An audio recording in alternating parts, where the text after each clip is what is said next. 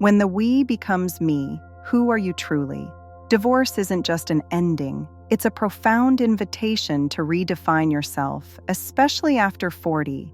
This video isn't about moving on, it's about moving into a new, empowered you, discovering the I that was waiting to emerge. That question can feel unsettling, not dramatic, not loud, just deeply uncomfortable. Because divorce doesn't only change your relationship status, it changes how you see yourself in the world. And after 40, that shift can feel especially disorienting. For years, maybe decades, you were part of a we. Decisions were shared, routines were shared, even your sense of future was shared. You didn't always notice how much of yourself was shaped around that partnership because it happened slowly, naturally, almost invisibly, and then suddenly the structure is gone. People often talk about divorce as an ending, the end of a marriage, the end of a chapter. But what's less talked about is what happens to your identity when that chapter closes. The quiet moments when you realize you don't quite know who you are anymore outside of that relationship. You might still recognize yourself in some ways, your values, your humor, your competence. But there's often a strange emptiness too, a sense that the person you were in the marriage no longer exists, and the person you are becoming hasn't fully formed yet. That in-between space can feel lonely, even if the divorce was the right choice, even if you feel relief, even if the marriage had been unhappy for a long time. Grief doesn't always mean wanting the relationship back. Sometimes it means grieving the version of yourself that existed within it. After 40, there's also added pressure. Society doesn't always make room for women to be undefined at this age. There's an unspoken expectation that you should already know who you are, that reinvention is for younger people, that starting over is somehow irresponsible or embarrassing. So you might find yourself trying to rush the process, trying to label yourself quickly, single, divorced, strong, fine, okay, anything to avoid sitting in the uncertainty of not knowing. But this video isn't about rushing, it's about slowing down enough to listen. Because within this rupture, there is also an invitation. Not to become someone entirely new overnight, but to reconnect with parts of yourself that may have been quiet for a long time. You don't need to have answers yet. You don't need a 5-year plan. You don't need to prove that you're doing well. You just need space to ask the question honestly, who am I now? And to trust that the answer doesn't arrive all at once, but unfolds gently over time.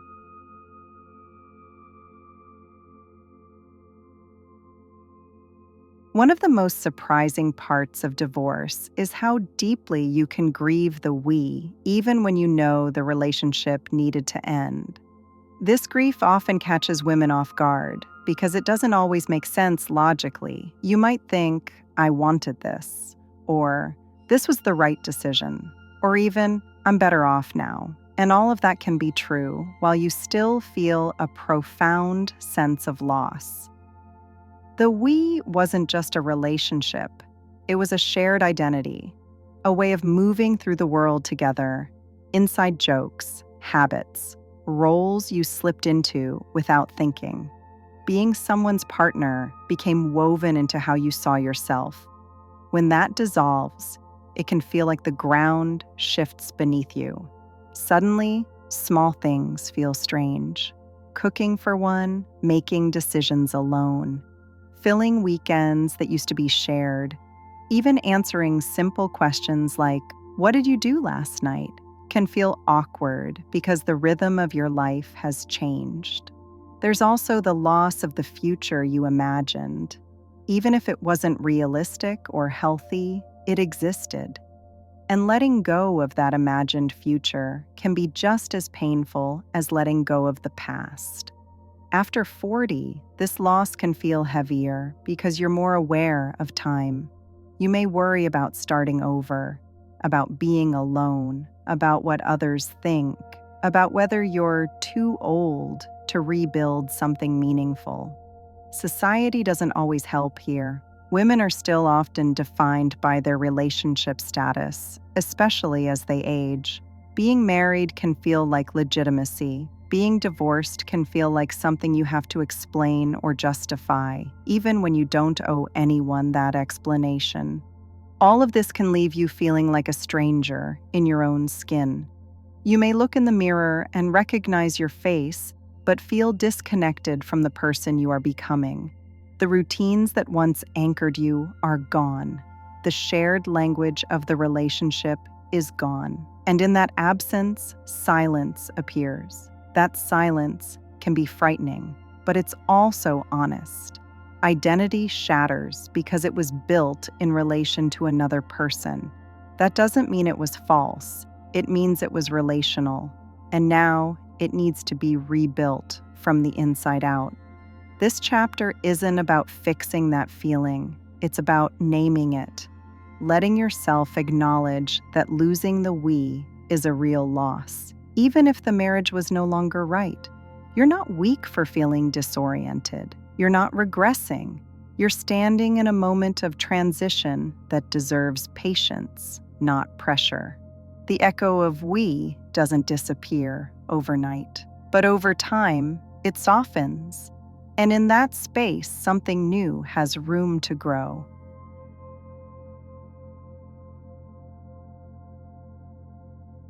After divorce, one of the quiet battles many women face is the story they tell themselves about what happened. Not the legal story, the emotional one. The meaning you attach to the end of the marriage and what it says about you. For a lot of women, that story can turn harsh very quickly. Failed marriage, bad judgment, wasted years, starting over too late.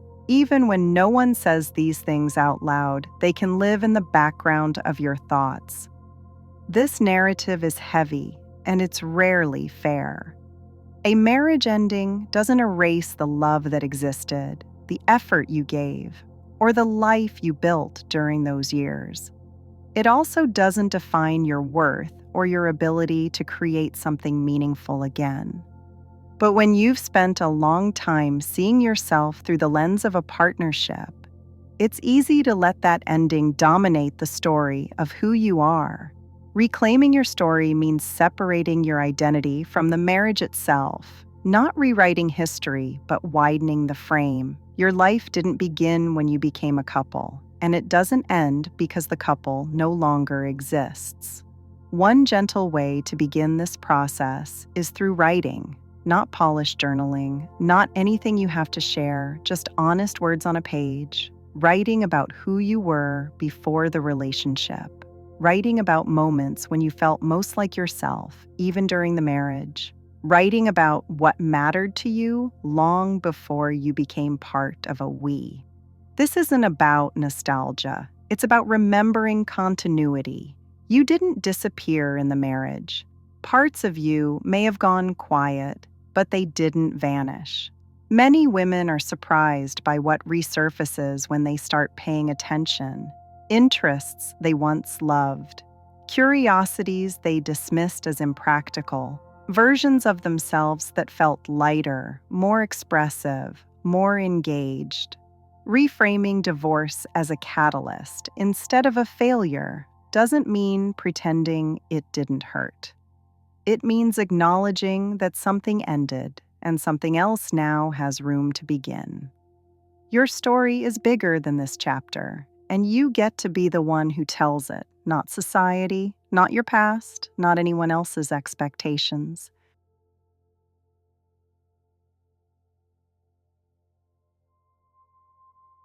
Once the old narrative loosens its grip, a new question naturally follows.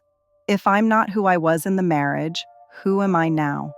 This question can feel overwhelming, especially if you expect a clear answer. But identity after divorce doesn't arrive fully formed. It's discovered through attention, experimentation, and patience. One helpful place to start is taking stock of what matters to you now, not what used to matter, not what should matter. What actually feels important at this stage of your life, your values, your boundaries, your non-negotiables. You may notice that some things have shifted. You might value peace more than approval, depth more than excitement, autonomy more than compromise. These changes aren't losses, they're information. Spending intentional time alone can support this rediscovery. And this kind of solitude is different from loneliness. It's chosen, it's spacious. It gives you room to notice your own rhythms again, without adapting to someone else's needs. At first, this solitude can feel uncomfortable. Silence can amplify doubts, but over time, it often becomes grounding. You start hearing your own preferences more clearly, what you enjoy, what drains you, what feels aligned.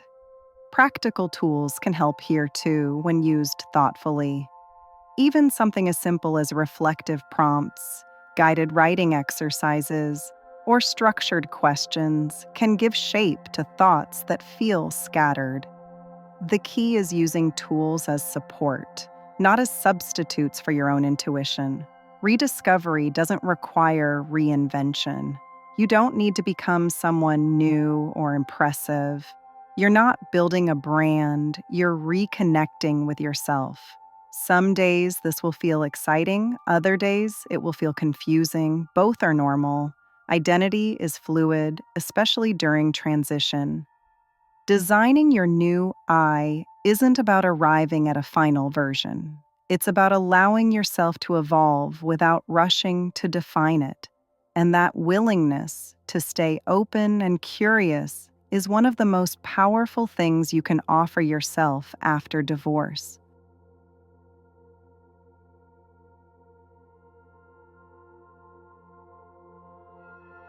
After divorce, one of the most tender questions isn't, "Who am I?" but "Where do I belong now?" Because when a marriage ends, it doesn't just change your private life. It often reshapes your entire social world. Some friendships fade, some feel awkward, some people don't quite know how to show up for you anymore. Others mean well, but can't relate.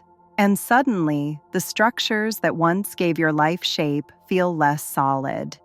This can feel deeply unsettling, especially after 40, when making new connections isn't always easy or obvious. You may feel hesitant to reach out, tired of explaining your story, unsure where you fit. Building your new world doesn't mean starting from zero. It means curating more intentionally, paying attention to who feels supportive and who leaves you feeling drained or unseen. A support squad doesn't have to be large. It might be one friend who listens without fixing, one person who understands the complexity of what you're navigating, one space where you can be honest without performing strength. It's also okay if your circle looks different now. Divorce often clarifies what kind of connection you want going forward. Less obligation, more mutuality, less history weighing things down, more presence. Purpose can be rebuilt alongside connection, not through pressure or productivity, but through engagement, doing things that give your days texture. Activities that invite curiosity instead of distraction. Exploring new communities can feel awkward at first. Walking into a room alone, joining something without knowing anyone. That discomfort is real, but it's also temporary. Many women find that shared interests create a natural bridge, a class, a group, a cause. When you gather around something meaningful, conversation flows more easily. You're not there to impress, you're there to participate. Micro-adventures can help, too. Small, intentional experiences that stretch you gently. A solo weekend trip, trying something new in your city, saying yes to something unfamiliar. These moments build confidence quietly. They remind you that you can navigate the world on your own terms. Rebuilding your world after divorce isn't about filling every space. It's about choosing spaces that feel aligned with who you are becoming. Connection and purpose don't arrive fully formed. They grow through presence, patience, and willingness.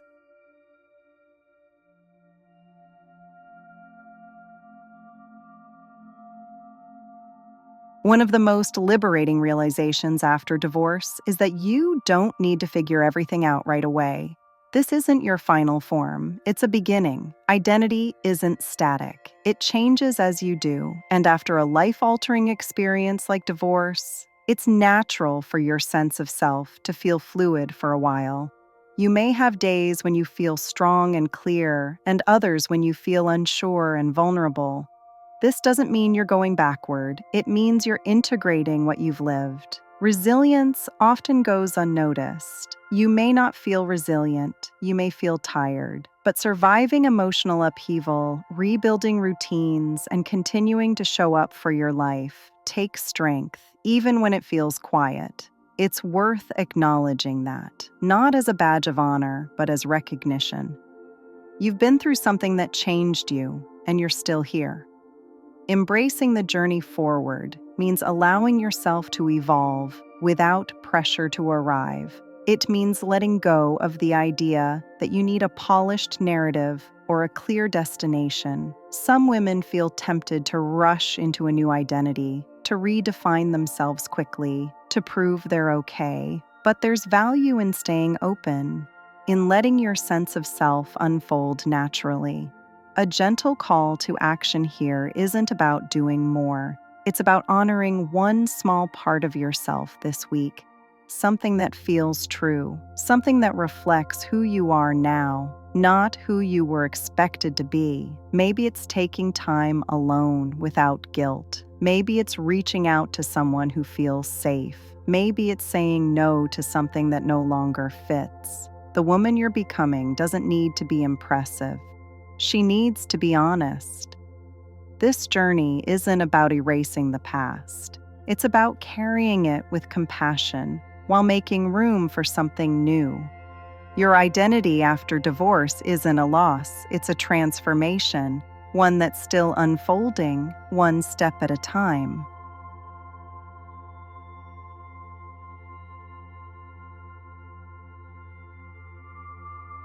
If you've stayed with me until now, I want to pause and acknowledge that. Not because listening to the end means anything you need to prove, but because it often means something here felt familiar. Maybe it put words to a feeling you've been carrying quietly.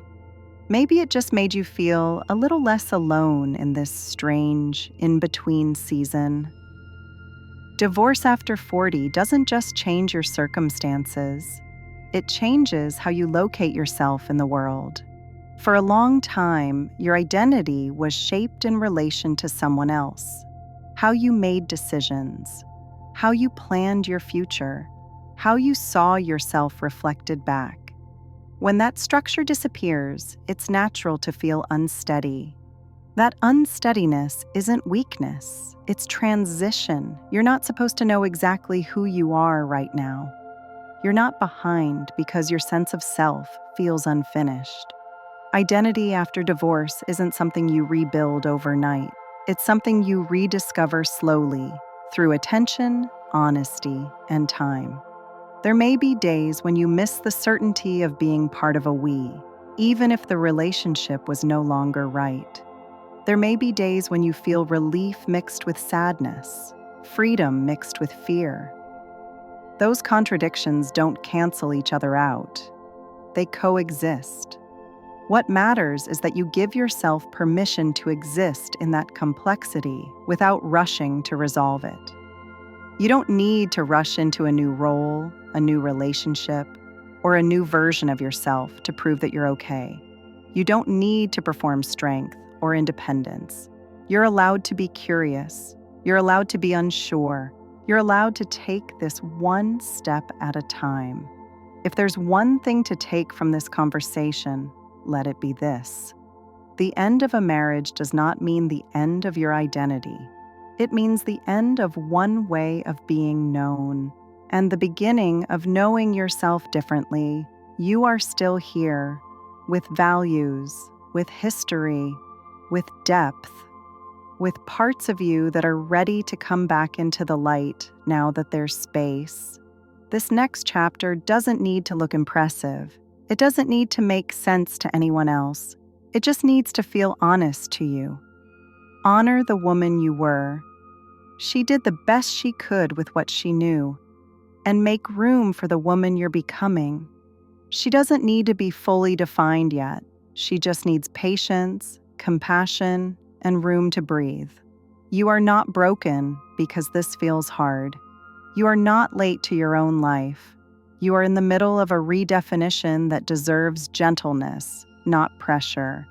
And little by little, as you listen to yourself again, the question of who you are will stop feeling frightening.